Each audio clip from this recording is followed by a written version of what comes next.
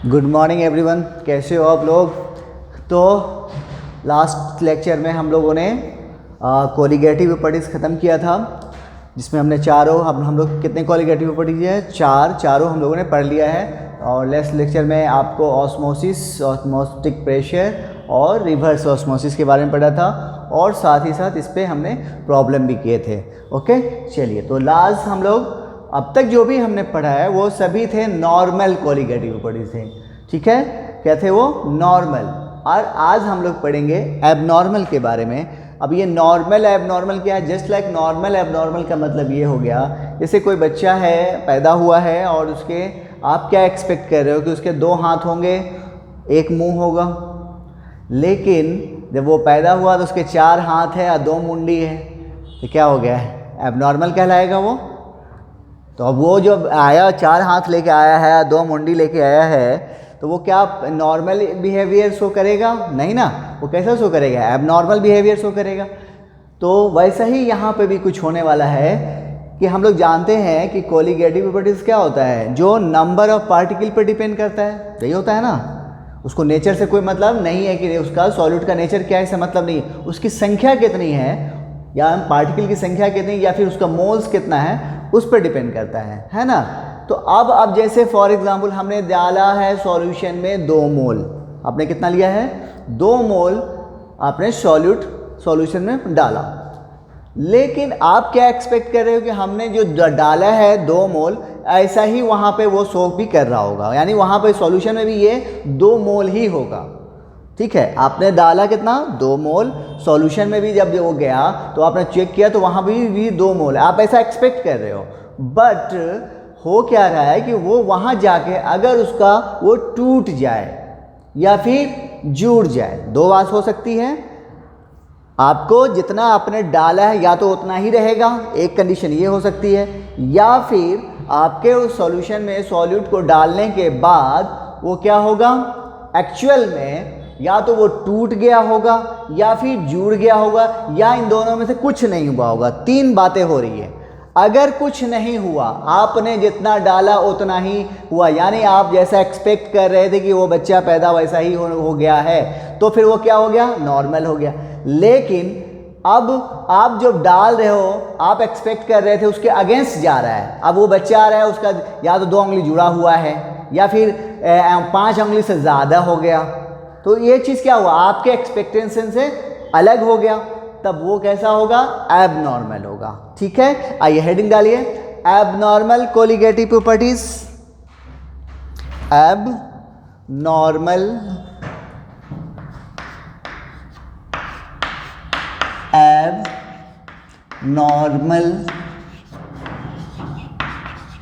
Colligative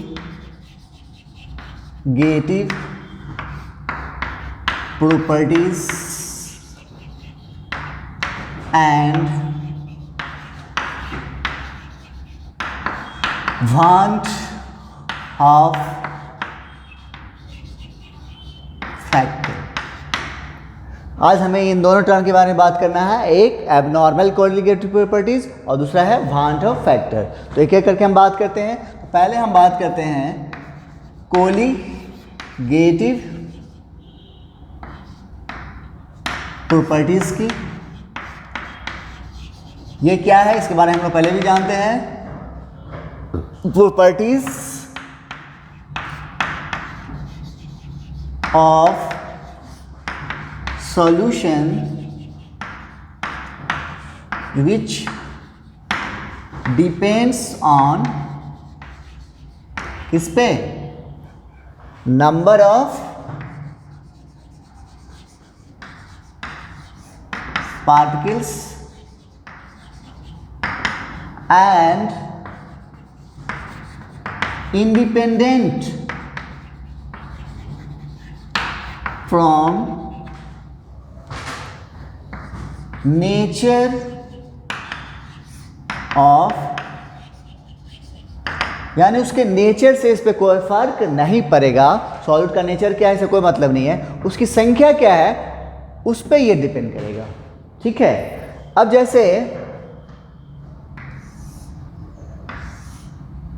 ये है solution, हमने कुछ 2 मोल सॉल्यूट ऐड किया है। क्या क्या है? 2 मोल सॉल्यूट ऐड किया। ओके, आप एक्सपेक्ट कर रहे हो नंबर ऑफ, इसमें डालने के बाद आपने कितना डाला? 2 मोल सॉल्यूट डाला, और उसके डालने के बाद कुछ अगर ऐसा होता है, नंबर ऑफ पार्टिकल्स डिसॉल्व। ध्यान से समझना, ये समझ में आ गया थ्योरी, इसका क्वेश्चन भी आप आराम से बना लोगे। नंबर ऑफ पार्टिकल डिसॉल्व ये बराबर है number of particle actually present in the solution. क्या है? अगर आपने नंबर ऑफ पार्टिकल जो आप डिसॉल्व कर रहे हैं वो, और number of particle actually present in the solution वो, अगर दोनों बराबर है, ये दोनों वैल्यू अगर बराबर है, तब सॉल्यूशन, देन सॉल्यूशन शो करेगा क्या चीज? नॉर्मल बिहेवियर, यानी नॉर्मल कोलिगेटिव प्रॉपर्टीज। ये कब शो करेगा? यानी हमने 2 मोल सॉल्यूट ऐड किया और सॉल्यूशन में भी एक्चुअली में 2 मोल ही है सॉल्यूट, तो इसका मतलब वो सॉल्यूशन कैसा शो करेगा? नॉर्मल कोलिगेटिव प्रॉपर्टी, यानी इसमें कोई चेंजिंग नहीं आया। ठीक है, यहां तक नोट करो जल्दी से।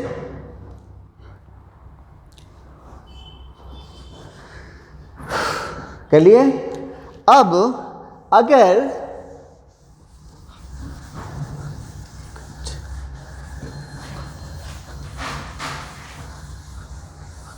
लेकिन यही चीज़ अगर आपने उसमें डाला है, जितना डिसॉल्व किया है, और आप जब सॉल्यूशन में देख रहे हो तो वो जो है वैल्यू इसके बराबर नहीं आ रहा है। आपने नंबर ऑफ पार्टिकल जो डिसॉल्व किया है और एक्चुअली में जितना है वो दोनों वैल्यू क्या कर रहा है? मैच नहीं कर रहा है दोनों, यानी ये इसके बराबर नहीं आ रहा है। तब जो है सॉल्यूशन कैसा शो करेगा? एब नॉर्मल बिहेवियर शो करेगा। देन शोज एब नॉर्मल कोलिगेटिव प्रॉपर्टीज। ओके, जल्दी से नोट करो यहां तक।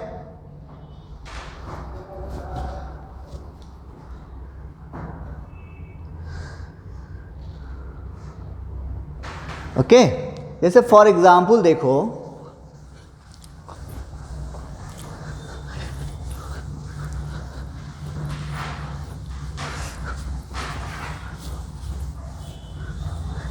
जैसे फॉर एग्जाम्पल है हमारे पास, जैसे शुगर लिया आपने, शुगर को क्या किया? डिसॉल्व किया, और आपने लिया है कितना?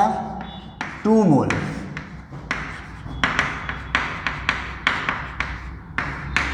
और ये बना सॉल्यूशन। तो सॉल्यूशन शुगर क्या है? ये इतना टूटेगा नहीं, जुड़ेगा। तो यहाँ पर भी जो है ये अगर आपको आ गया है 2 मोल, तब ये कैसा शो करेगा? नॉर्मल। लेकिन वहीं दूसरा एग्जांपल हम ले रहे हैं NaCl। ये तो क्या है? सॉल्ट है, ये तो ब्रेक कर जाएगा। जैसे ही आपने डाला तो ये क्या हो गया?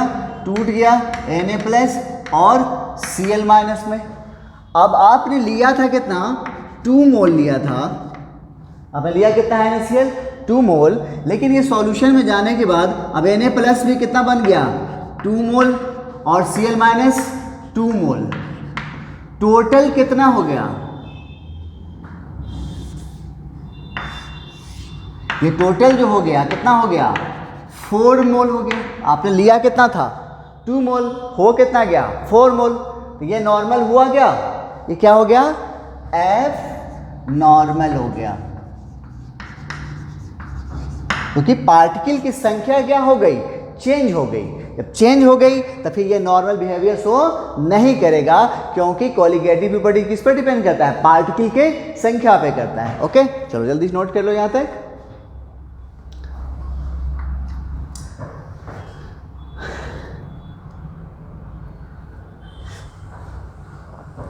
ओके, आइए अब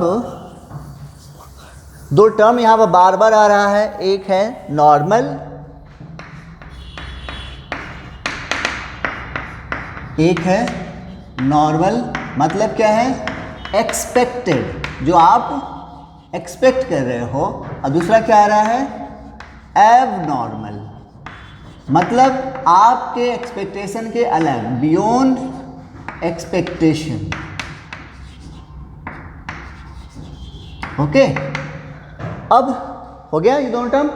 अब हमारे पास हमें निकालना है एबनॉर्मल। नॉर्मल तो हम लोग निकाल लिए।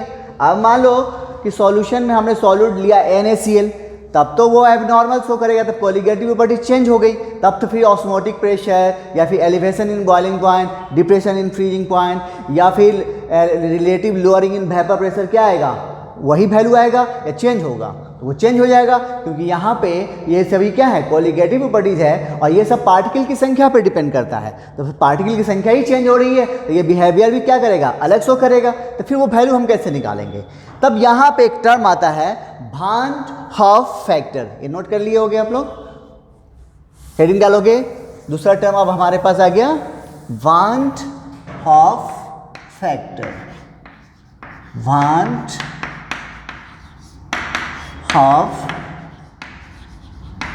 फैक्टर, ये क्या है? ये रिलेशन बैठालता है, कि रिलेट करता है किसको? नॉर्मल और एबनॉर्मल को। पहला पॉइंट इसमें क्या है? ये क्या करता है? रिलेट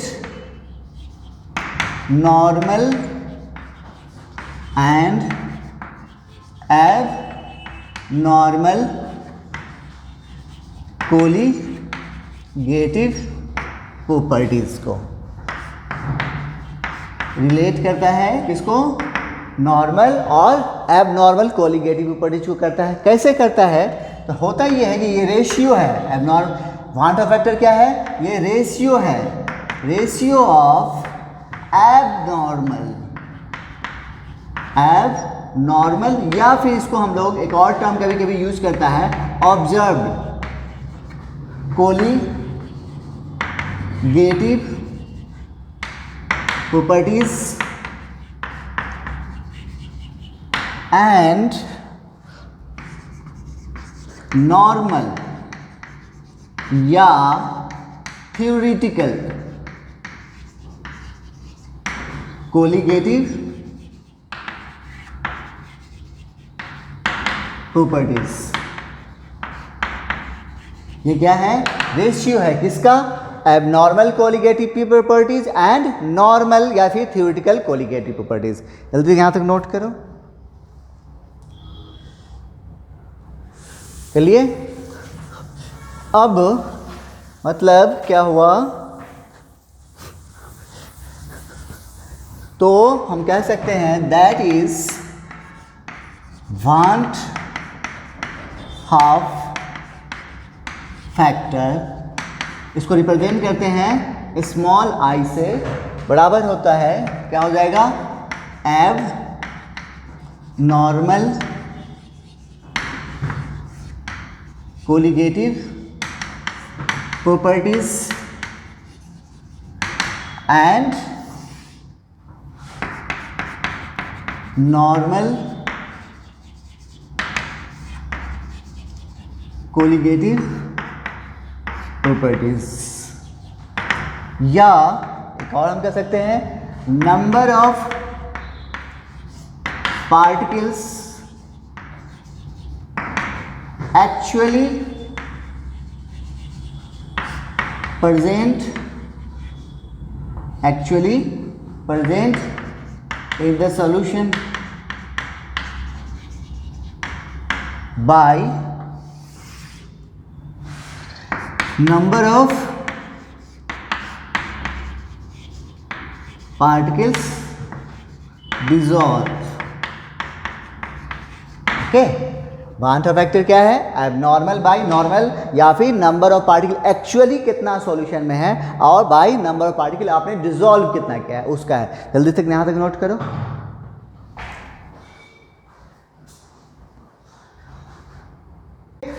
तो यहाँ पे हमें ये मालूम हो गया कि, और हम लोग पहले से नॉर्मल निकालना जानते हैं,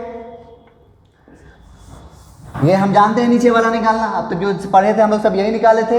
हमें ये अगर निकालना होगा तो इसके लिए इसकी ज़रूरत पड़ेगी, यानी हमें वांट ऑफ फैक्टर निकालना सीखना पड़ेगा। ठीक है, तो यहाँ पे एक बात पहले थोड़ा सा और बताते हैं, इसके बाद फिर हम लोग आई निकालना सीखेंगे।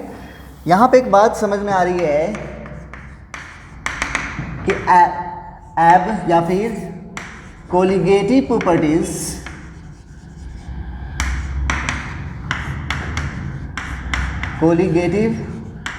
किसके प्रोपोर्शनल है? नंबर ऑफ पार्टिकल्स के, या फिर हम कह सकते हैं number of moles of solute के, या inversely proportional molar mass of solute के। तो इसका मतलब want Hoff factor molar mass के टर्म में हम बात करें तो क्या हो जाएगा? Normal molar mass.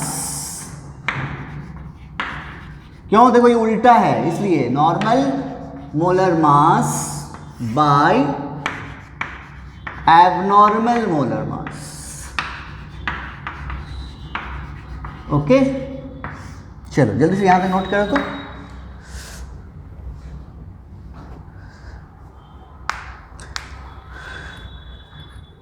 कर लिए?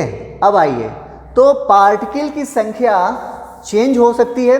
हमने जब सॉल्यूट को किसमें सॉल्यूशन में हम डाल रहे हैं तो चेंज हो रही है। चेंज कई तरीके से हो सकती है, दो तरीके से हो सकती है। चेंज दो तरीके से हो सकती है, एक या तो वो टूट जाए या फिर जुड़ जाए। और अगर कुछ फर्क ही नहीं पड़ेगा तब तो कोई फर्क ही नहीं पड़ा, तब तो फिर आई का वैल्यू कितना आ जाएगा? 1 आएगा।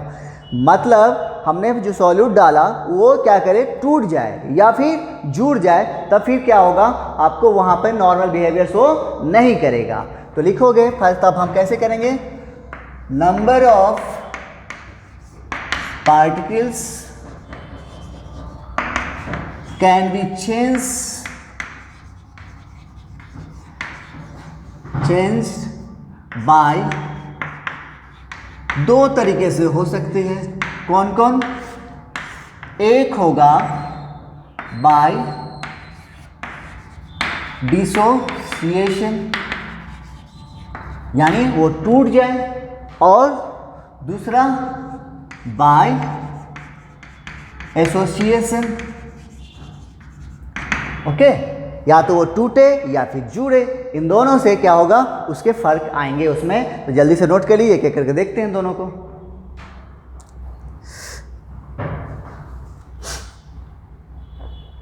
हो गया? चलो हेडिंग डालो, calculation of want Hoff factor. पहला है heading calculation of want Hoff factor. हमें वांट ऑफ फैक्टर, क्योंकि इसी का वैल्यू निकालना है। अगर इसका वैल्यू निकल जाएगा तो हम एबनॉर्मल आराम से निकाल देंगे, इसको नॉर्मल के साथ मल्टीप्लाई करेंगे। तो पहला केस है केस 1 बाय, जब क्या हो रहा है? डिसोसिएशन हो रहा है। देखो हम जो करेंगे ये एक फार्मूला डिराइव होकर आ जाएगा, लेकिन आप फार्मूला याद करो तो अच्छी बात है, नहीं तो प्रोसेस कैसे हम करें वो देखना है आपको। तो बाय डिसोसिएशन, तो हमने एक कोई सॉल्यूट लिया है A, ठीक है, और ये टूट गया सॉल्यूशन में डालने के बाद किसमें? Na में टूट गया। हमने क्या लिया? A लिया, और ये टूट गया किसमें? Na, यानी एक से ज़्यादा में टूटेगा। ओके, इनिशियल मोल यानी N0 कितना है? हमने लिया है 1 मोल, ये अभी कितना होगा? 0। और चूंकि यहाँ पर हम लोग कौन सा केस खेल रहे हैं? देख रहे हैं डिसोसिएशन। तो आफ्टर डिसोसिएशन के बाद ये कितना बचेगा? इसमें से टूटा कितना है? माइनस अल्फा डिसोसिएट हुआ।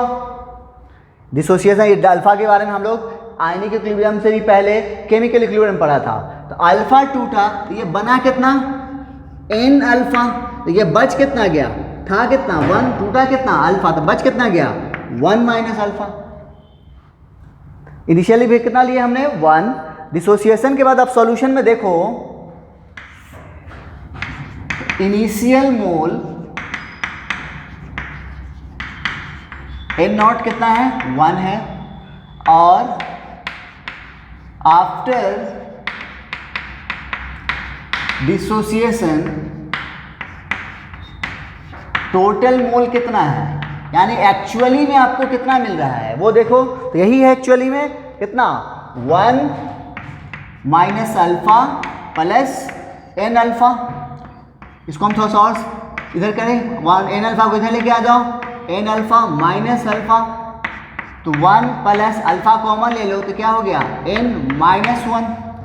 यानी आपको डिसोसिएशन के बाद, यानी एक्चुअली में आपने लिया कितना था 1 मोल, और एक्चुअली में आपको कितना मोल मिल रहा है सॉल्यूशन में 1 plus alpha n minus 1। Okay, यहां तक नोट कर लीजिए जल्दी से।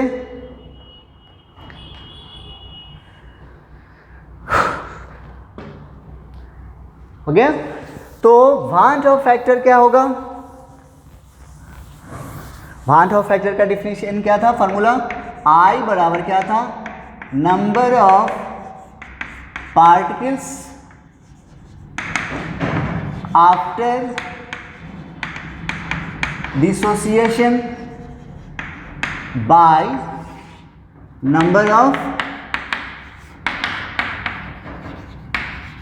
पार्टिकल्स डिसॉल्व, यही है, वैल्यू रखो। तो I बराबर number of particle after dissociation क्या आया, ये वैल्यू आया है 1 plus alpha n minus 1 by particle आपने लिया कितना था, इनिशियल कितना है 1।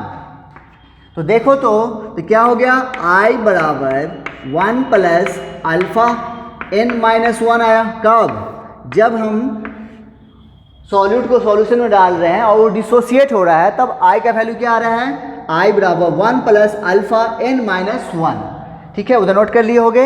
अब यहाँ पे अल्फा का अगर वैल्यू निकालना होगा तो कैसे निकालेंगे, तो अल्फा बराबर क्या हो जाएगा देखो तो, देन अल्फा बराबर I माइनस 1, ये उधर गया तो I माइनस 1 अब बाई एन माइनस 1।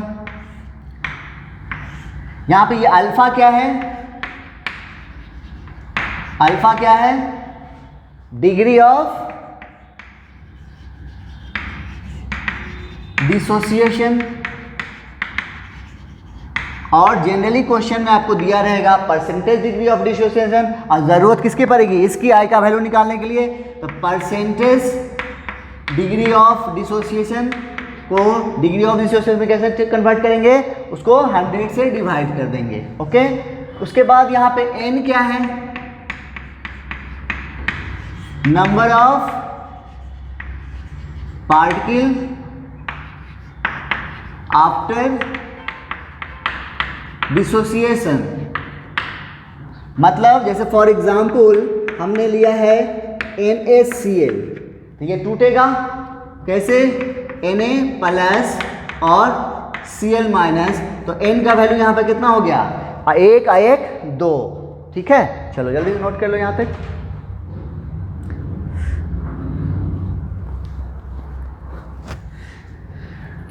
कर लिए, अब आइए, अब हम जो है टूटेगा कौन, याद है कुछ हम लोग जब केमिकल इक्विलिब्रियम पढ़ा था तो वहाँ पे क्या आया था, इलेक्ट्रोलाइट वर्ड आया था कुछ।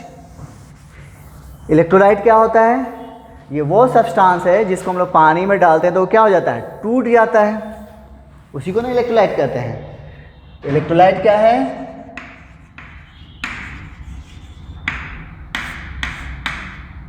इलेक्ट्रोलाइट क्या है, सब्सटेंस which breaks into किसमें, ions on dissolving in water।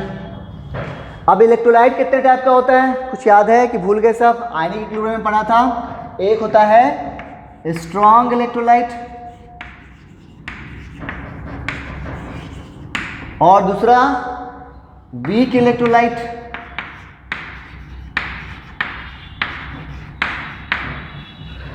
Strong electrolyte के लिए अल्फा का वैल्यू 1 और वीक के लिए बोलो अल्फा का वैल्यू लेस देन 1। ठीक है, जल्दी से यहां तक नोट करो, फिर इन दोनों की बात कर लेते हैं जरा सा।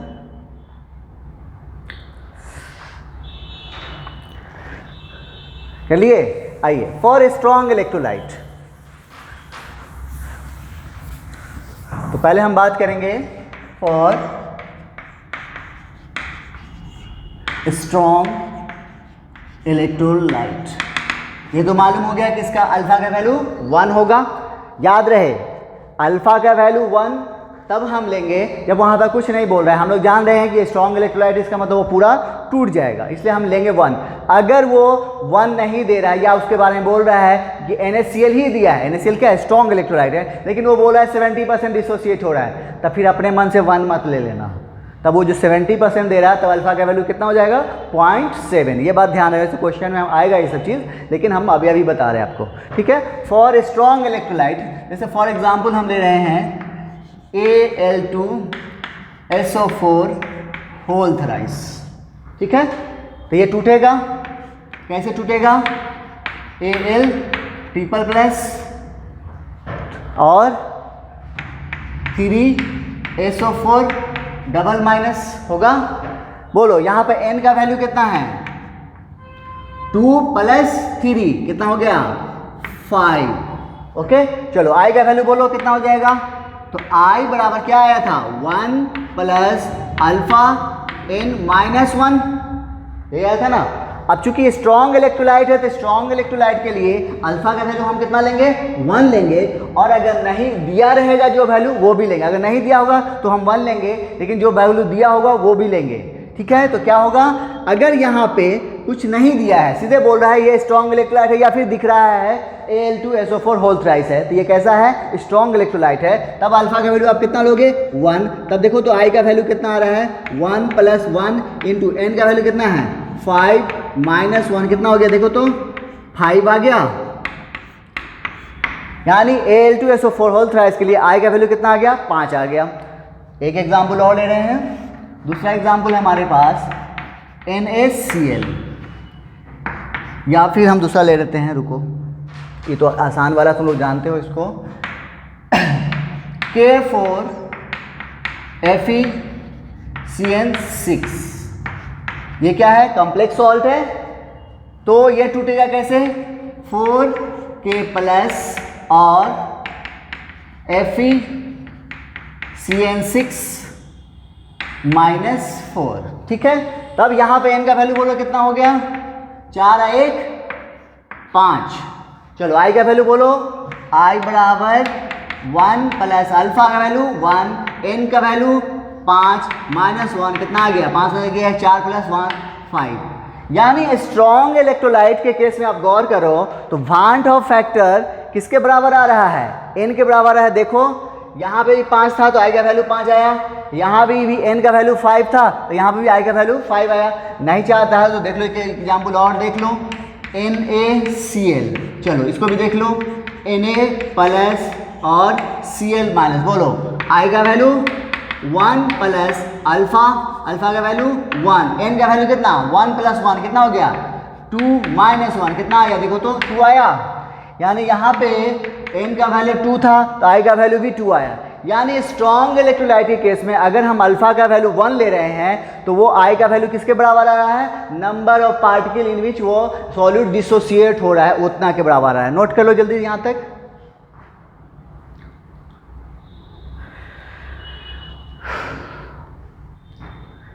चलिए अब आइए, अब जैसे यहाँ पे जो आया वो लिख लेते हैं, नोट करके हमारे पास क्या पॉइंट आया, for strong electrolyte want Hoff factor i किसके बराबर आ गया,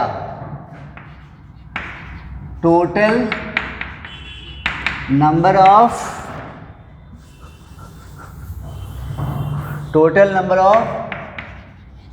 particles in which a solute dissociated, है ना, यानी n के बराबर आ जाएगा। ये कब हुआ? जब स्ट्रॉन्ग इलेक्ट्रोलाइट में, लेकिन स्ट्रॉन्ग इलेक्ट्रोलाइट में भी कब? जब हमने अल्फा का वैल्यू 1 लिया। ओके, चलिए दूसरा इलेक्ट्रोलाइट कौन है? वीक इलेक्ट्रोलाइट, उसका देख लेते हैं।